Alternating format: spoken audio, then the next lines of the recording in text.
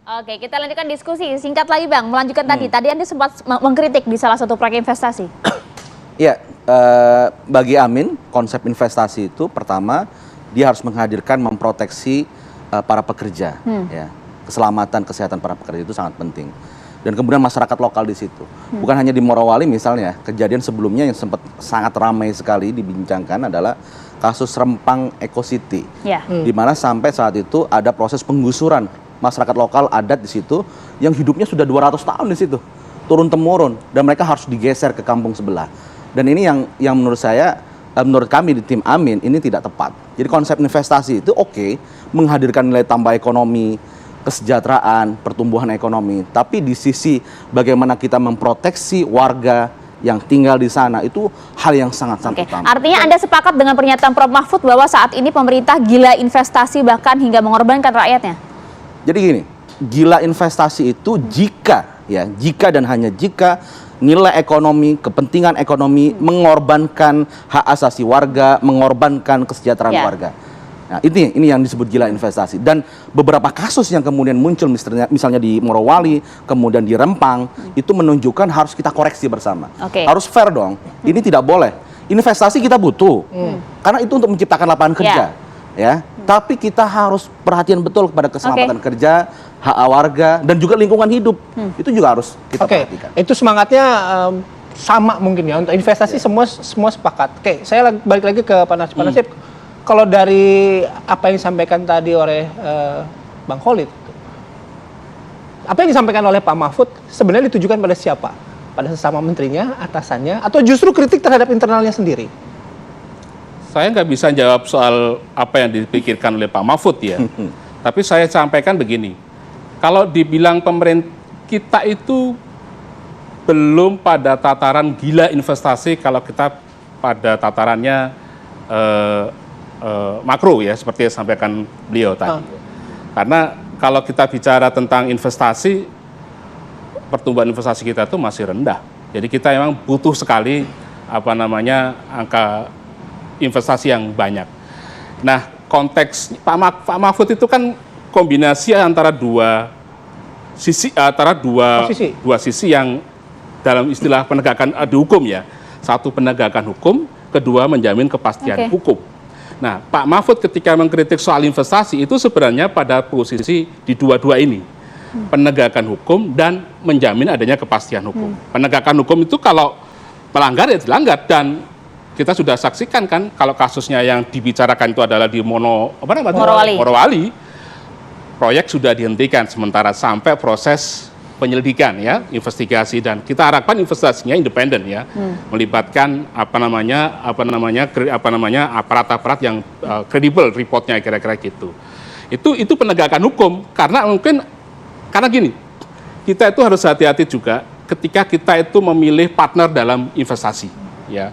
Ini partner tidak hanya bicara masalah persen tapi juga masalah nasionalnya. Nah, karena kalau kita itu condong rata-rata kan kalau kita bicara investasi di sektor ini kebetulan ya, ini kita harus jaga ya, karena ini investasi di Morowali ini adalah investasi yang memang industri yang sekarang kita sedang diandalkan nih ya, hilirisasi. Kita tidak ingin kejadian-kejadian mikro seperti ini ya, itu kemudian menjadi isu nasional dan kemudian itu menjadi menjadi penghalang bagi berkembangnya kegiatan manufacturing, industrialisasi, dan hilirisasi. Hilirisasi itu masa depan, ya. Dan ke depan itu tidak hanya, tapi hilirisasi tidak hanya bicara tentang komoditas tambang, tetapi juga komoditas-komoditas yang lain. Dan itu salah satu poin penting juga yang menjadi program Ganjar Mahfud ya. Kita punya konsep membangun industri baru yang berbasis resources ya, sumber daya alam, tambang, pertanian, dan itu kita kembangkan dan nanti kita akan bisa ciptakan lapangan kerja baru di situ. Dari sisi industrialisasi kita targetkan bisa dapat tambahan 8 juta tenaga kerja di situ. Oke, Pak Natsib, sorry, saya potong. Jadi kalau menurut Pak Natsib, apa yang salah dengan, bukan apa yang perlu diperbaiki dengan investasi saat ini sehingga Pak Mahfud melontarkan hal-hal seperti itu? Pertama gini, kita harus akui bahwa sebenarnya kalau kita bicara gitu ya, kalau kita bicara tentang investasi yang kebetulan terlalu dominan kepada salah satu negara, dulu zaman Pak Harto kita investasinya dominan di Amerika dan Jepang. Itu rata-rata itu punya impact juga negatif ke kita. Neraca perdagangan kita terganggu. Sekarang kita dominan terlalu ke Cina, gitu ya. Dan itu juga punya dampak yang kurang bagus juga terhadap neraca perdagangan kita. Neraca perdagangan kita itu dengan Cina defisit terus sekarang ini, dan setiap tahun nambah defisitnya. Jadi itu kira-kira gitu. Jadi kita harus perhatikan institusinya. Oke. Langsung saja kalau gitu silakan ditanggapi Bang Herman. Ya, sekali lagi ya, jangan kemudian mengeneralisir kasuistik kebakaran dengan persoalan investasi. Investasi harus tinggi. Tidak hanya satu kasus kok Bang, tadi ada beberapa kasus juga. Betul, tapi ini kan konteksnya berbeda. Urgensi investasi itu berbeda dengan kasuistik terjadinya kecelakaan kerja dalam korporasi, dalam perusahaan. Nah, oleh karenanya tadi bahwa bagaimana ke depan untuk bisa melakukan elaborasi agar investasi ini betul-betul memberikan efek yang manfaat tadi, manfaat kepada rakyat, manfaat kepada bangsa dan kepada negara. Oleh karenanya saya kira kalau dalam pandangan saya dalam sisi investasi sudah on the track gitu ya, bahwa pertumbuhan investasi tahun lalu investasi kita 1.000 triliun, kemudian naik menjadi 1.200 triliun, sekarang target 1.400 triliun per tahun. Ini bagus karena dengan investasi yang semakin meningkat maka akan terbuka lapangan pekerjaan melalui pembangunan industri dan lain sebagainya. Ideal ya Bang, tapi kalau disampaikan Pak Mahfud, jangan sampai mengorbankan rakyatnya sendiri. Ini yang saya sebut kasuistik, bahwa hal-hal yang tentu kemudian investasi ini kurang berkualitas, investasi di satu wilayah tertentu ini tidak memberikan efek, itu yang harus diperbaiki. Pak Mahfud sebagai Menko Polhukam harusnya berbicara, Pak Presiden ini kurang, ini harus begini. Harusnya bicara itu dong, bukan ke publik. Anda melihat ini politis, Bang? Terus juga ada Menteri Tenaga Kerja di tempatnya nomor 1 misalkan. Ya harus juga memberikan advice. Pak Mahfud gitu ya, ketika bicara itu sebagai pada sisi lain, calon loh. Pada sisi lain bahwa investasi kan harus dijaga iklimnya supaya juga ini menarik. Jangan sampai kemudian orang sudah mau berinvestasi kemudian karena persoalan diputus. Ini juga masalah. Nah, kalau masalah investasi menjadi persoalan bangsa ini juga bahaya terhadap. Tapi kan aturan investasi kan sama ya Bang. Aturan investasi kan pasti sama, niatnya sama. Tapi kenapa pengaplikasiannya bisa berbeda-beda, dampaknya bisa berbeda-beda? Nah, ini mikronya harus betul-betul diurus. Menteri-menteri harus ngurus dong ini. Menteri harus betul-betul bisa menciptakan, menurunkan, melakukan turunan investasi ini pada kegiatan-kegiatan yang tentu tadi bernilai tambah, memberikan manfaat kepada rakyat, memperhatikan lingkungan, kemudian pembangunan yang berkelanjutan. Ya itu yang harus saat ini sudah belum? Ya? Saat ini sudah belum? Contoh ya, Morowali itu ini kan kasuistik terjadi kebakaran. Padahal pertumbuhan Sulawesi Tengah itu 13% loh tahun ini. Pertumbuhan 13% itu pertumbuhan yang sangat tinggi dibandingkan dengan pertumbuhan rata-rata nasional. Berarti apa? Daerah lain pun harus digenjot investasinya. Nah, persoalan ini ya investigasi. Apa persoalannya? Apakah faktor teknologi? Apakah faktor human error? Apakah memang faktor-faktor lain yang tentu ini harus diperbaiki ke depan? Rasa-rasanya menurut saya sih sudah on the track. Tinggal bagaimana melanjutkan ke depan investasi yang berkelanjutan dan memiliki nilai tambah. Karena ini menjadi trigger terhadap pertumbuhan ekonomi, trigger terhadap kesejahteraan dan kemakmuran. Kalau tadi semua menteri kan harus ikut berkontribusi gitu ya, berpartisipasi. Masalah di setiap kubu juga ada menteri-menterinya. Nah, itu dia, Bang. Kita kan bicara presidential election kan, pemilihan presiden. Artinya konsep presidennya yang paling utama dan pasangannya wakil presiden. Saya ingin mengomentari terkait investasi tadi, hilirisasi. Kita harus mendudukan hilirisasi ini, nilai tambah ekonomi, kesejahteraan ini paling besar siapa yang akan menikmati.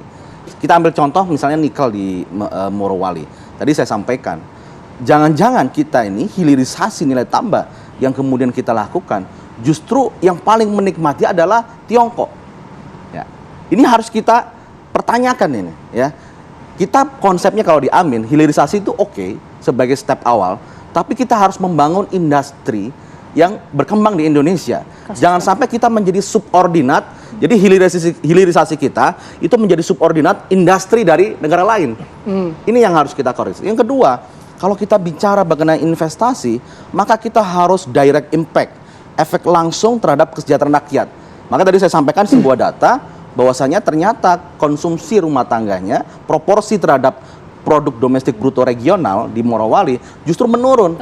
Investasi naik signifikan, tinggi sekali, tapi konsumsi rumah tangga secara real menurun. Artinya masyarakat lokal di sana tidak mengalami peningkatan kesejahteraan. Langsung ditanggapi, Bang. Ya, tidak akan tercermin dalam pertumbuhan kalau publik konsumsinya turun. Justru dengan pertumbuhan 13%, itu kan pasti saling terkorelasi di situ. Pertama, ya pertumbuhannya pasti meningkat. Public consumption-nya pasti meningkat ya. Proporsionalnya. Proporsionalnya ya karena memang penduduknya kan kecil di sana. Ya. Gitu loh. Oleh karenanya ketika pertumbuhan sebuah daerah itu tinggi, sebetulnya ya disitulah tingkat kesejahteraan tercapai. Contoh, lihat saja bagaimana tingkat kesejahteraan masyarakat di wilayah-wilayah yang pertumbuhannya tinggi. Di situ ada lapangan pekerjaan, di situ ada bisnis-bisnis turunan, ada usaha UMKM yang mendongkraknya. Coba kita lihat bagaimana secara holistik apa yang menjadi mata rantai ekonomi dalam suatu kawasan dan wilayah.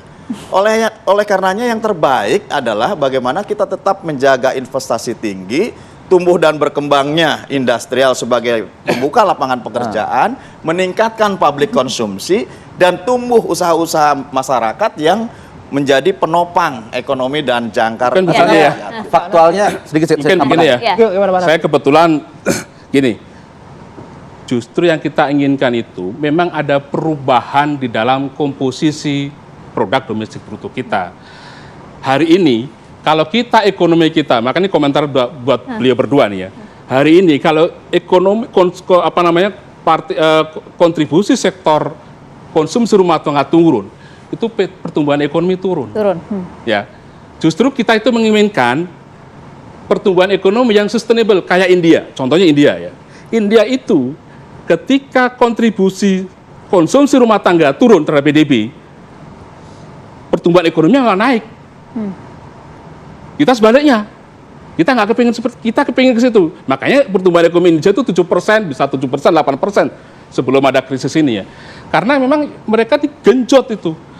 Nah, dengan seperti itu, maka pertumbuhan ekonomi dari sisi konsumsi rumah tangga ikut bertumbuh juga, tetapi kontribusinya turun, nggak masalah. Mengapa itu tidak kemudian terjadi di Indonesia? Jadi, kita bahas nanti ya, Bang ya, biar lebih lengkap lagi ya, Bang ya, durasi. Sesaat lagi ya hadir untuk Anda. Ya. Nanti masing-masing silakan berkomentar.